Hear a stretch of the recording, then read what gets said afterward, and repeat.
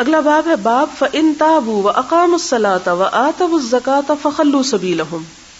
یہ باب کا عنوان ہے فَإِن پھر اگر تابو وہ توبہ کریں وَأَقَامُوا الصَّلَاةَ نماز قائم کریں وَآتَوُا الزَّكَاةَ زکوٰۃ ادا کریں فَخَلُّوا سَبِيلَهُمْ تو ان کا راستہ چھوڑ دو، یعنی ان کو پھر کچھ نہ کہو. اس سے امام بخاری ثابت کیا کرنا چاہتے ہیں کہ نماز کا قائم کرنا اور زکوٰۃ کا دینا یہ بھی ایمان کا تقاضا ہے، ایمان کا حصہ ہے. حدثنا عبداللہ ابن محمد المسندی قال حدثنا ابو روح الحرمی ابن عمارۃ قال حدثنا شعبۃ عن واقد ابن محمد قال سمعت ابی يحدث عن ابن عمر ان رسول اللہ صلی اللہ علیہ وسلم قال امرت ان اقاتل. یہاں پر حضرت ابن عمر نے حضور صلی اللہ علیہ وسلم سے روایت کیا ہے، آپ صلی اللہ علیہ وسلم نے فرمایا، قولی حدیث ہے، امرت مجھے حکم دیا گیا، ان اقاتل کہ میں جنگ کروں، الناس لوگوں سے، حتی اس وقت تک، یشہدوا وہ گواہی دے دیں، اللہ الہ الا اللہ کہ اللہ کے سوا کوئی الہ نہیں، وان محمد رسول اللہ اور یہ کہ محمد صلی اللہ علیہ وسلم اللہ کے رسول ہیں، وَيُقِيمُ الصَّلَاةَ اور وہ نماز قائم کرے، وَيُؤْتُ الزَّكَاةَ اور زکوٰۃ ادا کرے، فَإِذَا فَعَلُوا پھر جب وہ کر لیں ذَلِكَ یہ کام، عَصَمُوا بچا لیں گے، مِنِّي مجھ سے، دِمَاءَهُمْ اپنے خون، وَأَمْوَالَهُمْ اور اپنے مال، إِلَّا مگر بِحَقِّ الْإِسْلام اسلام کے حق سے، وَحِسَابُهُمْ عَلَى اللَّهِ اور ان کا حساب کتاب اللہ کے ذمہ ہے. اس حدیث سے ہمیں کیا پتہ چلتا ہے کہ مسلمان کسی مسلمان کو قتل نہیں کر سکتا، اور ایک مومن کون ہوتا ہے جس کے اندر، جیسے کہ آپ پیچھے حدیث پڑھ چکے ہیں کہ اسلام کی بنیاد 5 چیزوں پر ہے، حق کی گواہی، نماز، روزہ، حج، زکوٰۃ، 5 ہو گئی.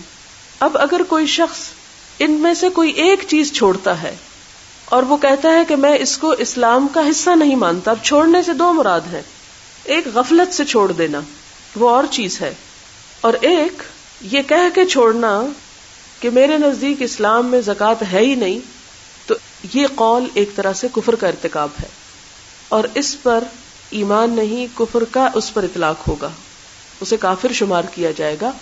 اور اسی وجہ سے حضرت ابو بکر صدیق رضی اللہ تعالی عنہ نے مانعین زکوٰۃ، وہ لوگ جنہوں نے زکوٰۃ دینے سے انکار کر دیا تھا، ان کے خلاف تلوار اٹھائی تھی، اور یہ حدیث اس موقع پر انہوں نے سنائی، اور اس حدیث کو دلیل بنایا ان کے خلاف تلوار اٹھانے کے لیے.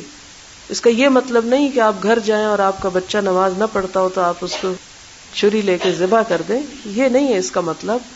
وہ ایک غفلت سے یا لا علمی سے یا کسی اور وجہ سے نماز نہ پڑھنا اور چیز ہے، لیکن وہ یہ مانتا ہے کہ نماز دین کا حصہ ہے. اگر کوئی یہ کہے کہ میں مانتا ہی نہیں کہ نماز دین کا حصہ ہے تو پھر وہ مسلمان نہیں ہے. ہاں اگر وہ کہے کہ میں مانتا ہوں لیکن میری سستی ہے تو اس کا معاملہ کچھ اور ہے، وہ پھر آگے اس کی وضاحت آ جائے گی. یہاں پر حدیث کا مطلب یہ ہے کہ حضور صلی اللہ علیہ وسلم نے فرمایا کہ مجھے حکم دیا گیا ہے کہ میں جنگ کر سکتا ہوں. کن کن کے خلاف؟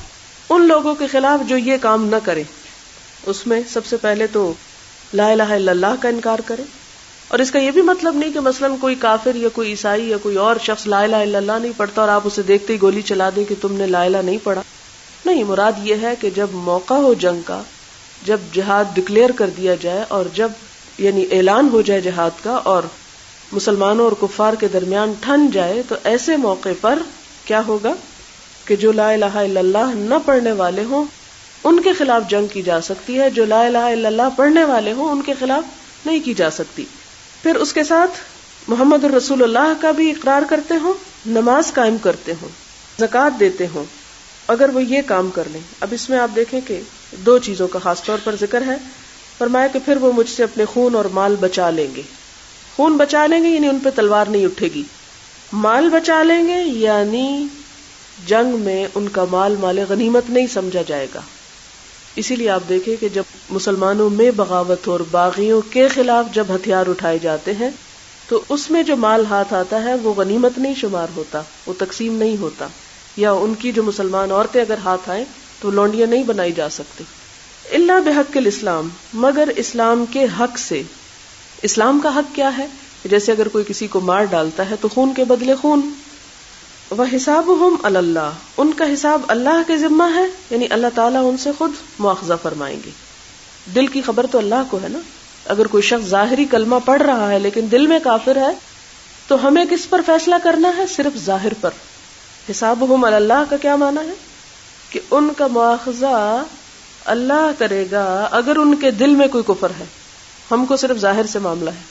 اگر ظاہر سے وہ لا الہ الا اللہ پڑھتے ہیں آپ اس کو قتل نہیں کر سکتے. تو آپ کو یاد ہوگا وہ حدیث کے ایک شخص نے آپ صلی اللہ علیہ وسلم کے زمانے میں ایک کافر کو مار دیا جو اس وقت لا الہ الا اللہ پڑھ رہا تھا. یعنی پہلے کافر تھا، جب تلوار انہوں نے اٹھائی تو اس نے فوراً کلمہ پڑھ دیا. انہوں نے کہا نہیں، اب یہ جان کو بچانے کے لیے کلمہ پڑھ رہا ہے، تو انہوں نے اس شخص کو قتل کر دیا اور آ کر حضور صلی اللہ علیہ وسلم کی خدمت میں واقعہ بیان کیا. آپ شدید ناراض ہوئے اور آپ نے فرمایا کیا اس کے دل میں داخل ہو کے تم نے دیکھا تھا؟